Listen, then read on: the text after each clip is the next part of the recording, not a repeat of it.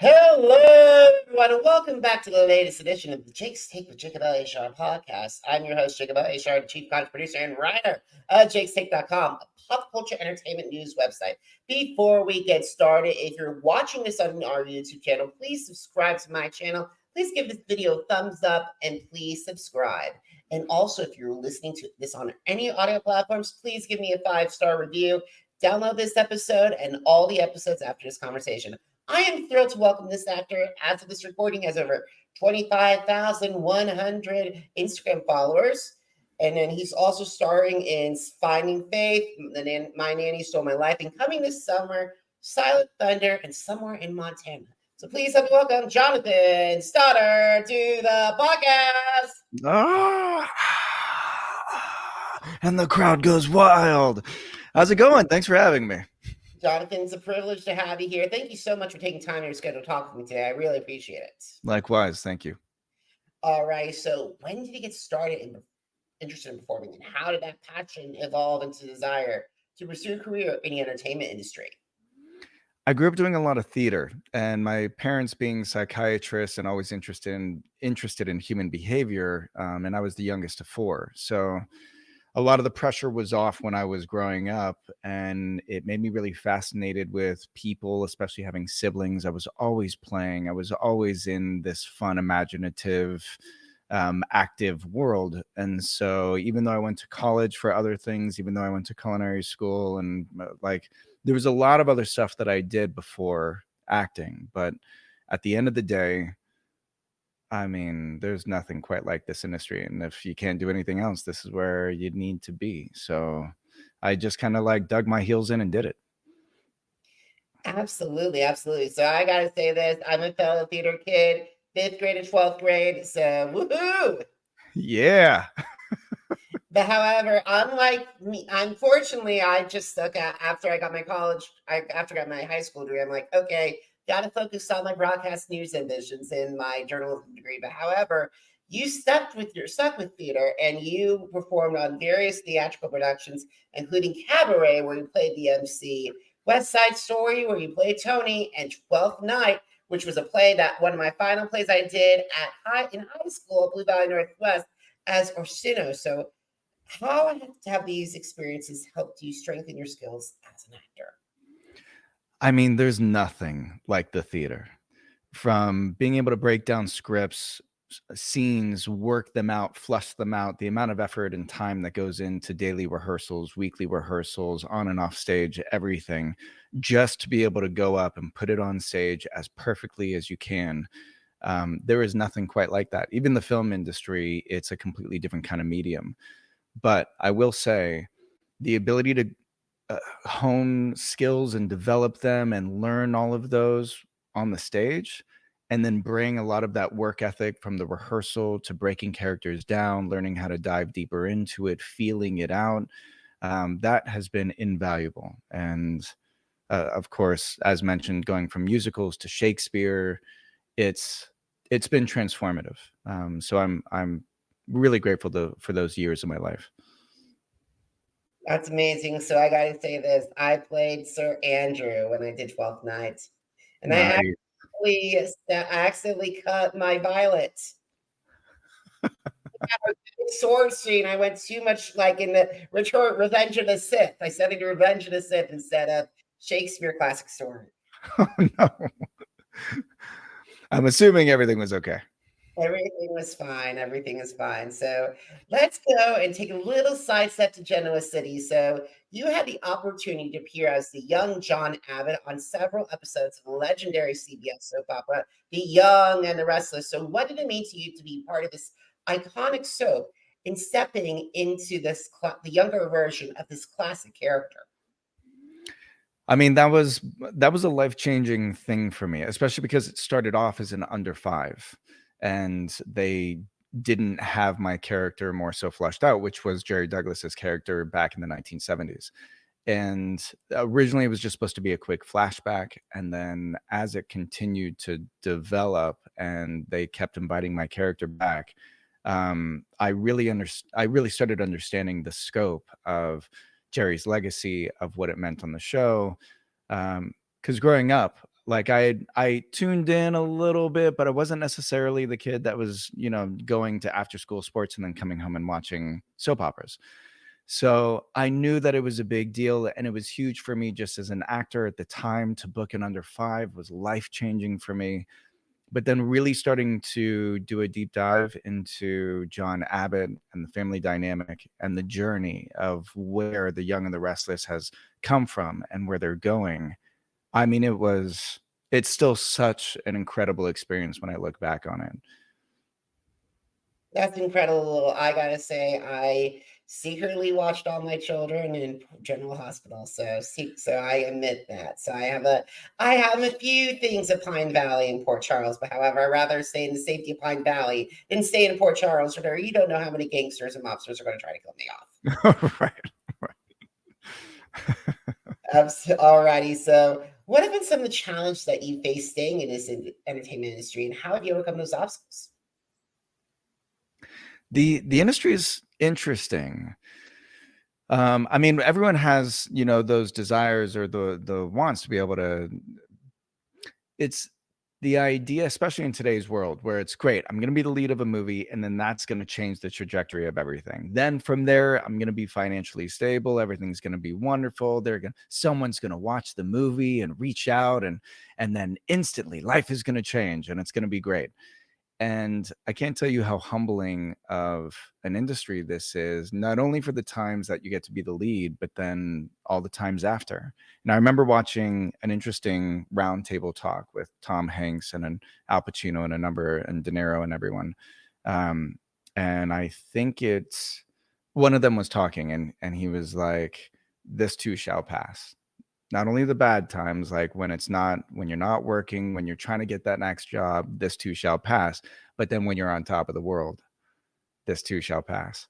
And one of the hardest things in the industry for me has been the interesting ups and downs, the journey of being on top of the world and getting stopped on the streets because people are seeing the rom-coms or the Christmas movies or finding faith in the dramas and stuff like that, to then coming home and great. Humility. I have to go after my next job. I still have to nurture the relationships. I still have to hit the pavement.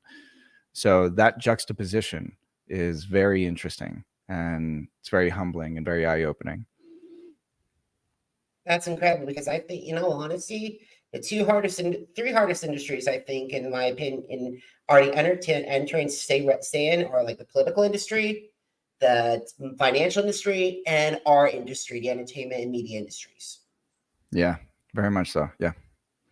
Because the thing is, it is definitely tough, because I'm grateful that I've had the opportunity, that this conversation did not happen. I've spent since 2011 working on my blog Jake's Take, and then we're in the celebration of the 5th anniversary of the podcast. So it takes a long time to get stuff happen.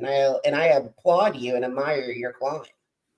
Well, thank you very much. And likewise, to stay at it, to keep producing content, and whether that's movies, whether that's a podcast, because what's driving us is wanting to contribute to the marketplace, wanting to have our voice mean something beyond just add to the noise. We're trying to add value or create a feeling or take someone on a journey, educate them, inform them, all of that. And so the feeling is coming from a great place, and it is surprisingly difficult to compete in the world in terms of adding value to an industry in which there's just so much going on. And so, I mean, likewise, doing this podcast as an example is phenomenal. It's an incredible accomplishment. Thank you. I appreciate it. And it's a privilege to have you here. Thank you, Seth. Thank you. All righty. So we got to talk about some of your previous projects. So before as I was preparing to have you on, I noticed that you have worked with not one, but 2 of my previous guests. Who?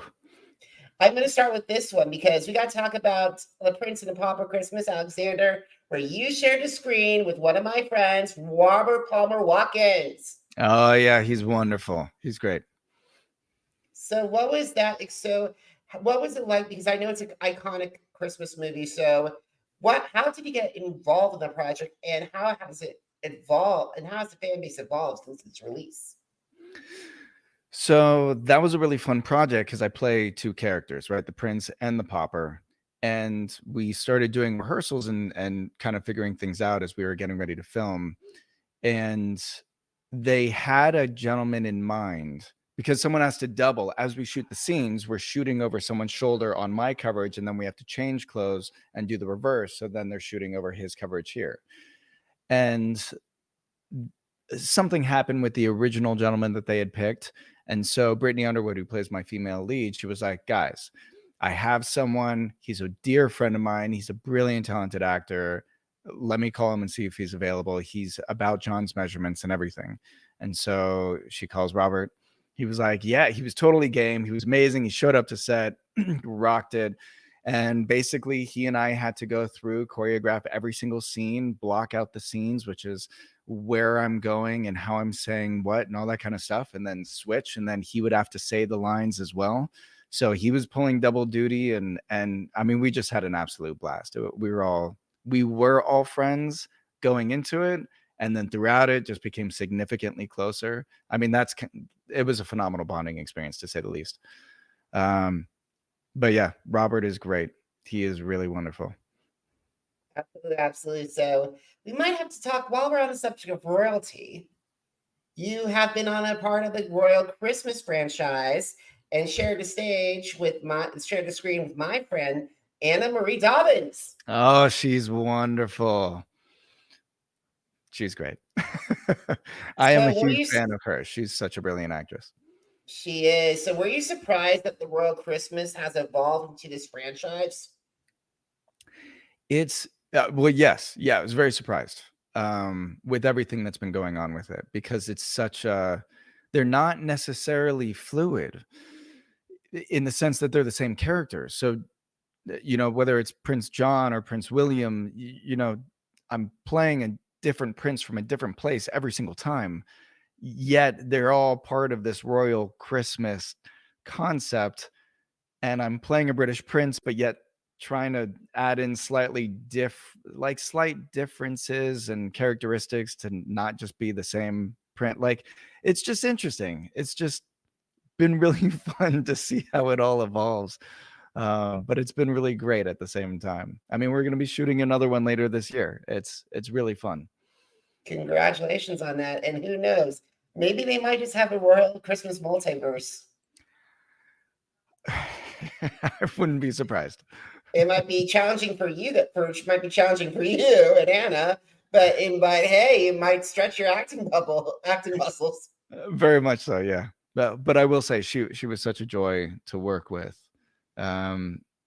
She was my first, because I had played one other prince before, and it was the same executive producer, which is how I got into the prince idea or the prince world, in which I played a con man pretending to be part of the royal family, not even a prince, just part of the royal family. And the executive producer called me later while I was on set, maybe 6 months later, and was like, hey, we have this movie, and I remember the British accent that you did for that one. Could you read for this one, which is a Royal Christmas on Ice? And then ended up booking that and working with Anna Marie, and she's just so professional and on point. There's nothing quite as comforting and reassuring as showing up and knowing that your co-star knows her lines, is just a joy to work with, can hold her own, and just rocks it with creative decisions and everything. And Anna is just a powerhouse of a talent. So we had a lot of fun.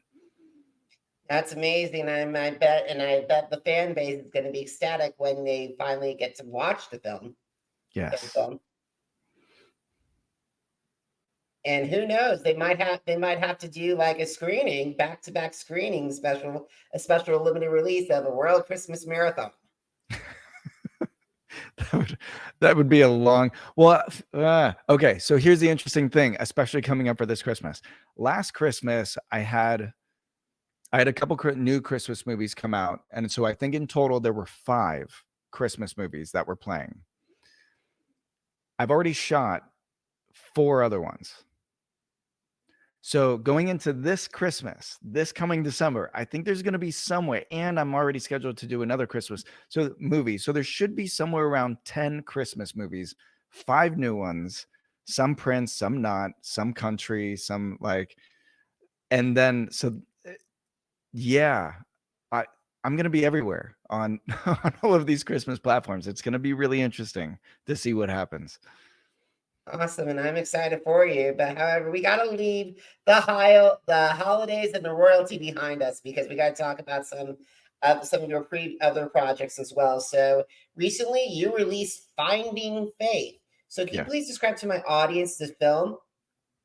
So Finding Faith is, of course, it is faith-based, but something that was really spectacular about this movie was that it really explores like real kind of the realness and the rawness of humanity.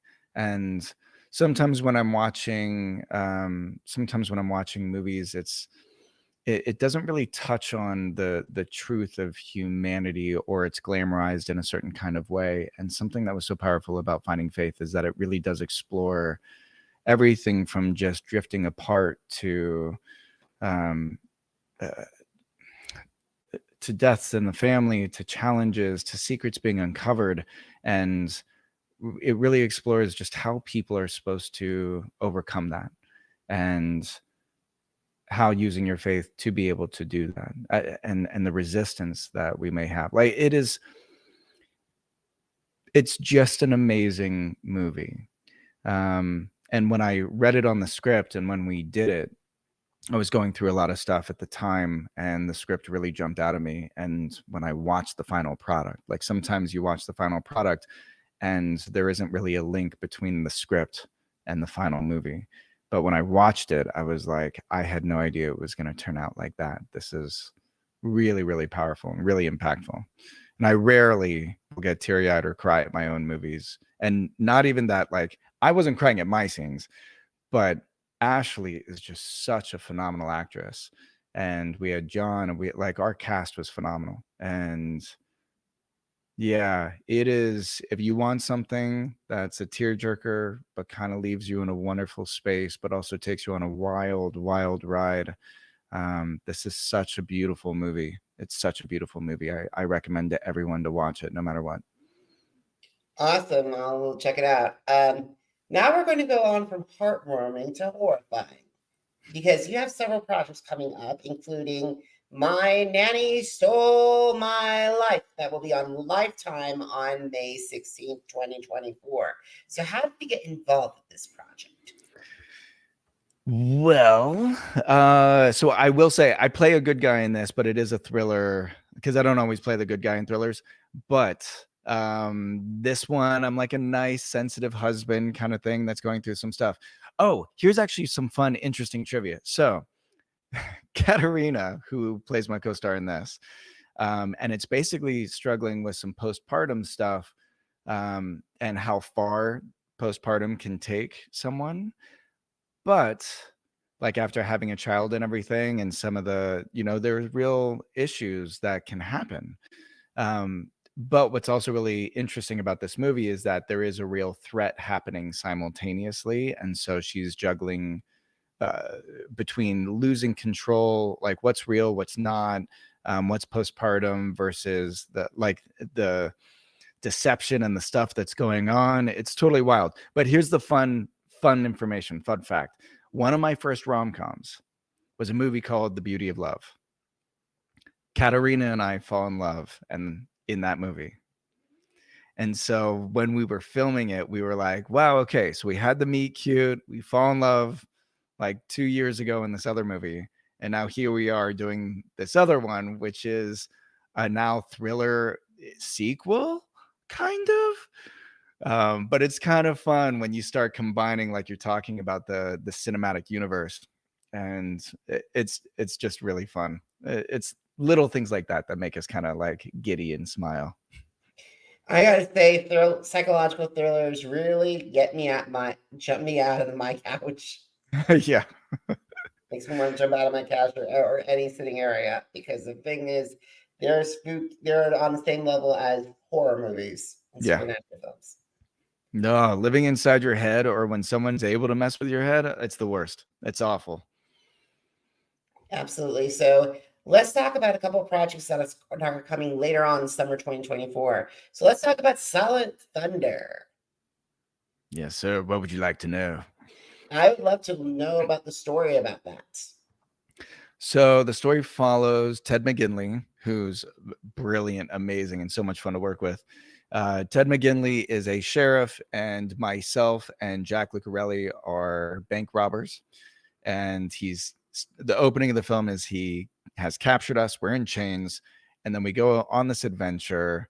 And it's 18th century kind of horror acid western kind of thing. So it's a little Tarantino-ish. There's some fun, thrilling vibes. It's just a fun movie.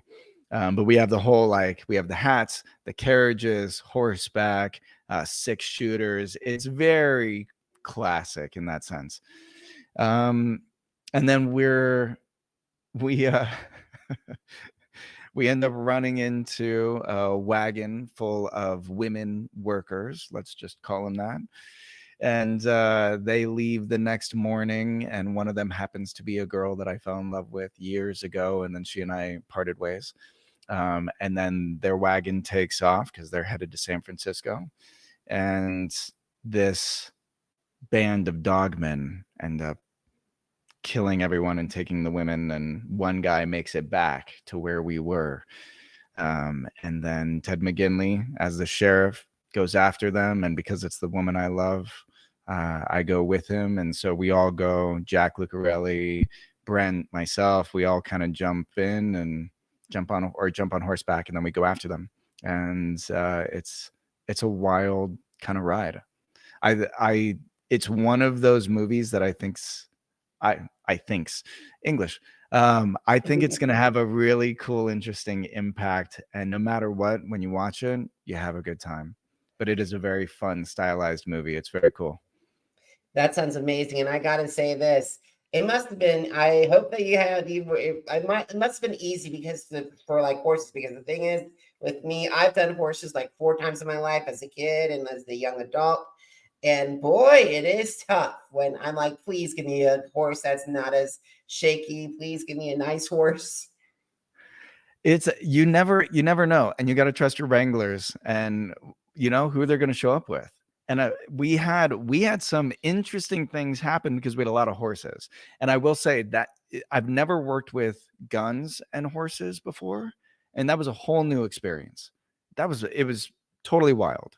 And some of these horses are so on point, they know action. Film horses, they know where their mark is. It's called patterning, where they're like, okay, we're going to walk up. Whoa, you stop them. And then you do that one more time. And then they're like, cool, good. Yeah, I got it. I know where I'm supposed to stop. I know when action is. I know when you're going to start saying your lines. And they'll actually listen to know, you can see their head turn as you're saying the lines back and forth. Because then they know, okay, now I need to go this way and leave the scene or whatever.